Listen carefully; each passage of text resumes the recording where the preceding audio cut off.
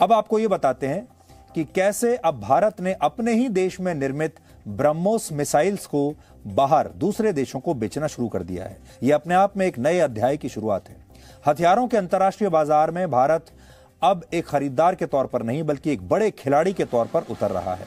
और हाल ही में हमने फिलीपींस को ब्रह्मोस मिसाइल्स बेची हैं और फिलीपींस जैसे 42 और देश भारत से अब हथियार खरीद रहे हैं। इनमें से बहुत सारे देश वो हैं जो चीन से परेशान हैं और अब भारत ऐसे देशों को हथियार देकर उनकी मदद कर रहा है। चीन के एक बहुत मशहूर सैन्य रणनीतिकार सुन त्सू ने 2500 साल पहले एक पुस्तक लिखी थी जिसका नाम है द आर्ट ऑफ वॉर। यह पुस्तक सैन्य रणनीति और युद्ध लड़ने के सिद्धांतों के बारे में बताती है और इसमें एक जगह वो लिखते हैं कि हमेशा दुश्मन की कमजोरी पर प्रहार करना चाहिए और ऐसी चाल चलनी चाहिए जिससे दुश्मन हैरान हो जाए। और भारत ने चीन से आए इस फॉर्मूले को आजकल चीन के खिलाफ ही इस्तेमाल करना शुरू कर दिया है। पिछले 2 दशकों में चीन ने बांग्लादेश, म्यांमार, पाकिस्तान, श्रीलंका और अफगानिस्तान जैसे देशों के साथ कई रक्षा समझौते किए और इन देशों को जितने भी आधुनिक हथियार चाहिए थे उतने हथियार देने की चीन ने कोशिश की है। और चीन इन्हें हथियार देता है और हथियार खरीदने के लिए पैसा भी खुद ही देता है लोन के तौर पर। और चीन ने ऐसा इसलिए किया क्योंकि वो भारत के पड़ोसी देशों की रक्षा की जरूरतों को पूरी करके भारत की घेराबंदी करना चाहता है।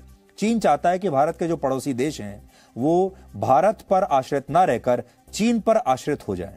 हर छोटी छोटी जरूरत के लिए वो चीन के पास जाएं और चीन का प्रभाव भारत के पड़ोसी देशों पर बढ़ता चला जाए। लेकिन अब चीन के खिलाफ भारत ने भी इसी फॉर्मूले पर काम करना शुरू किया है। भारत ने फिलीपींस के साथ $375 मिलियन यानी लगभग 2811 करोड़ रुपए का एक रक्षा समझौता किया है और इसके तहत फिलीपींस को भारत में बनी ब्रह्मोस मिसाइल्स बेची जाएंगी। फिलीपींस की गिनती उन देशों में होती है जिनका चीन के साथ बहुत टकराव है। फिलीपींस चीन से परेशान है और आप फिलीपींस को चीन का दुश्मन भी कह सकते हैं और चीन का दुश्मन यानी भारत का दोस्त।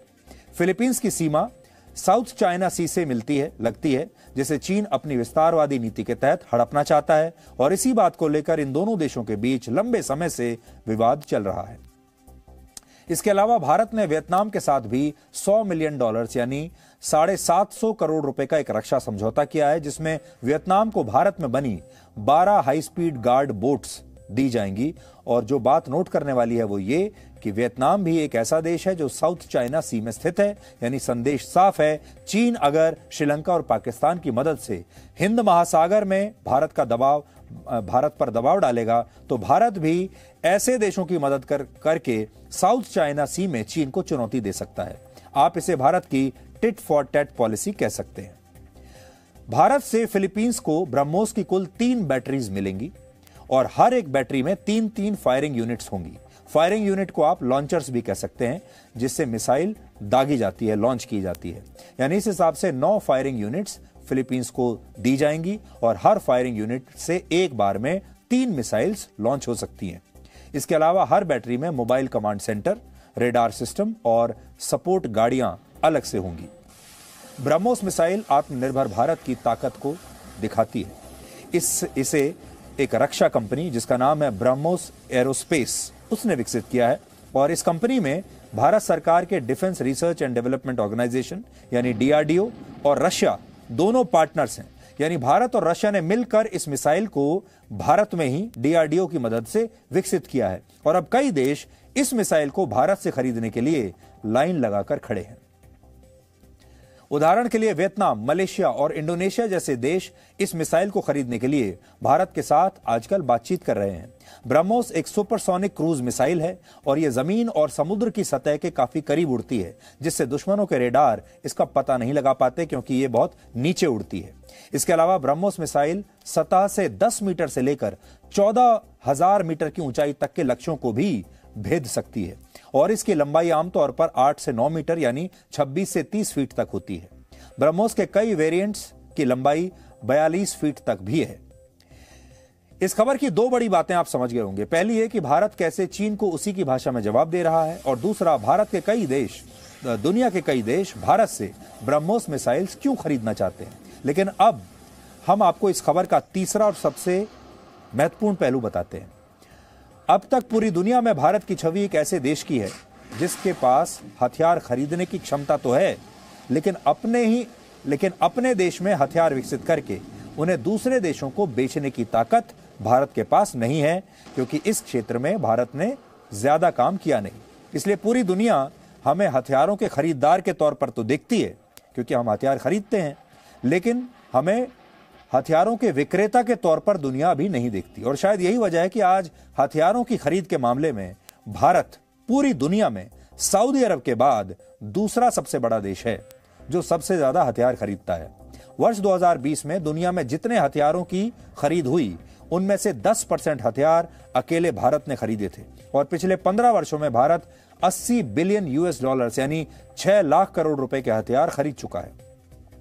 लेकिन इन आंकड़ों से अलग अब एक नई तस्वीर यह है कि अब भारत में भी खतरनाक और आधुनिक हथियार बनाए जा रहे हैं, और हथियारों के निर्यात के मामले में भारत तेजी से इस बाजार में आगे बढ़ रहा है।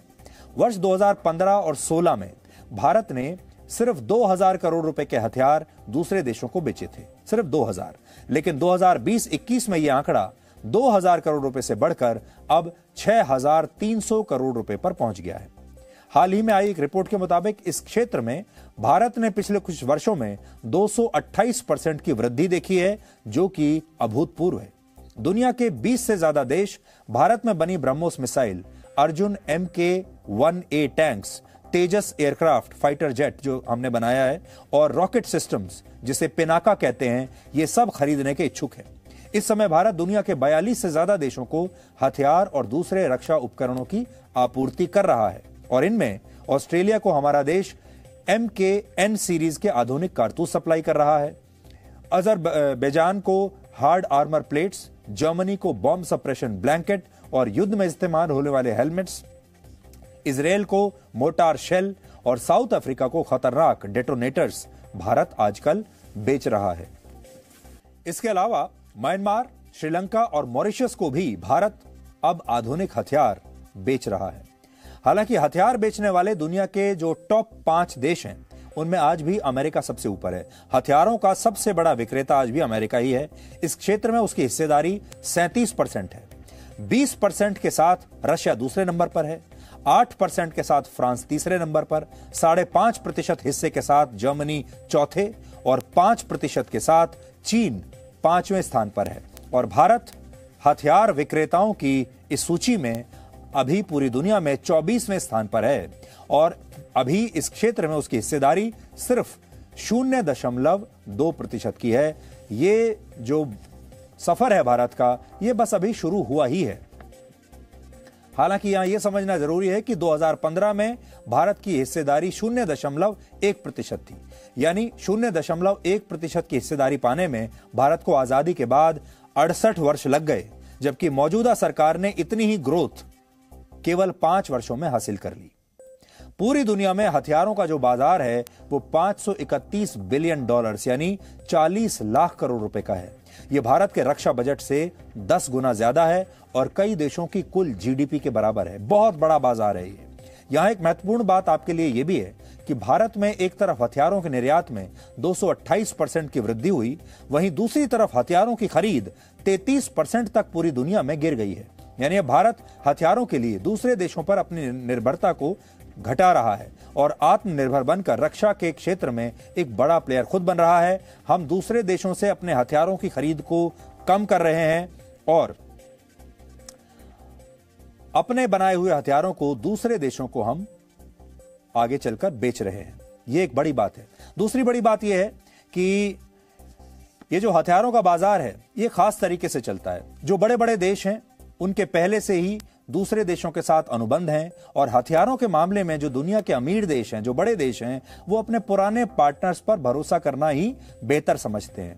तो जो देश पहले अमेरिका से हथियार खरीदते आ रहे हैं वो आज भी अमेरिका से ही खरीदना पसंद करते हैं। जो रशिया से खरीदते आ रहे हैं वो रशिया से खरीदना पसंद करते हैं। और जो ऐसे देश हैं जो रशिया और अमेरिका के दोस्त नहीं हैं और जो चाइना के करीबी हैं, उन्हें चीन हथियार देता है। लेकिन बहुत सारे छोटे देश ऐसे भी हैं जो रशिया और अमेरिका से हथियार खरीदने की स्थिति में नहीं है, और वो हथियार खरीदना तो चाहते हैं, या तो उनके पास उतना पैसा नहीं है, या उन शर्तों को वो पूरा नहीं कर पाते जो कि ये बड़े बड़े देश उनके सामने रखते हैं। ऐसे तमाम देश अब भारत जैसे देशों की तरफ देख रहे हैं और वो अब भारत से हथियार खरीद रहे हैं। तो अब हथियारों की जो दुनिया है उसमें प्लेयर्स बदल रहे हैं और धीरे धीरे भारत भी उनमें आगे बढ़ रहा है। Presenting B News app, available on Google Play and App Store. Download it now.